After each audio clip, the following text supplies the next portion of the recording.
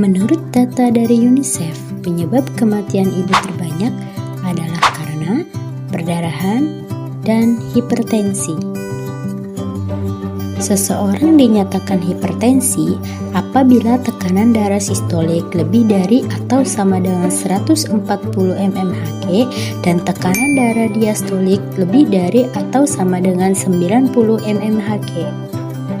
Hipertensi pada kehamilan dibagi menjadi dua kelompok. Yang pertama ada hipertensi kronik, yaitu hipertensi yang terjadi sebelum hamil sampai dengan usia kehamilan 20 minggu.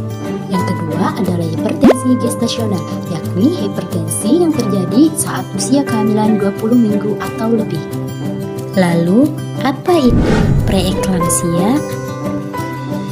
Preeklamsia adalah hipertensi yang muncul setelah usia kehamilan 20 minggu disertai gejala berikut.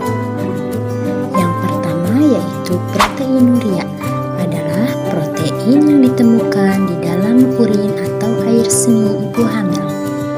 Normalnya protein tidak ada di dalam air seni. Yang kedua adalah gangguan organ. Dalam gangguan organ yang pertama adalah gangguan ginjal yang diketahui dari peningkatan serum kreatin pada hasil laboratorium. Yang kedua adalah gangguan hati atau liver dengan tanda peningkatan SGOT dan SGPT, nyeri perut, dan adanya sindrom HELLP. Yang ketiga ada gangguan saraf berupa bisa kejang pada eklamsia, perubahan status mental dan kesadaran, kebutaan, dan lainnya. Selanjutnya adalah gangguan fungsi dan jumlah darah, terjadinya trombositomia, hemolisis atau pecahnya sel-sel darah. Yang terakhir adalah gangguan plasenta atau pertumbuhan janin.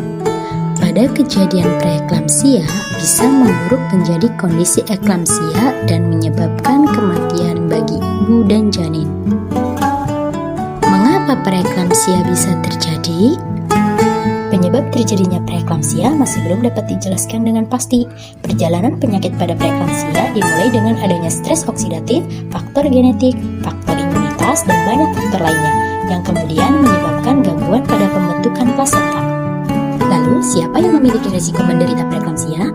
Yang pertama ialah ibu dengan riwayat preeklamsia sebelumnya, yang kedua ibu dengan kehamilan pertama, dan yang ketiga ibu dengan hamil janin kembar, yang keempat usia ibu saat hamil lebih dari 35 tahun, dan yang kelima ibu dengan riwayat keluarga preeklamsia, dan ibu-ibu yang memiliki penyakit medis.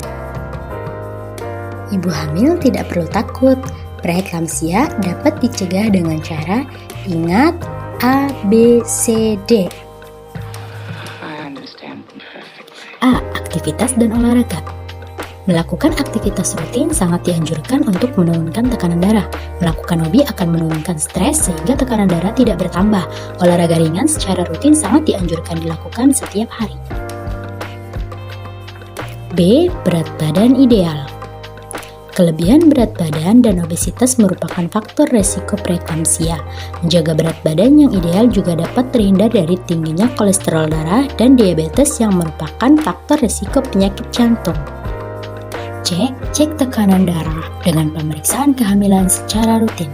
Ibu hamil wajib memeriksakan dirinya ke dokter atau bidan sejak awal kehamilan di trimester pertama untuk mendapatkan pemeriksaan USG kehamilan dan ANC atau antenatal care rutin hingga setelah persalinan dan masa nifas.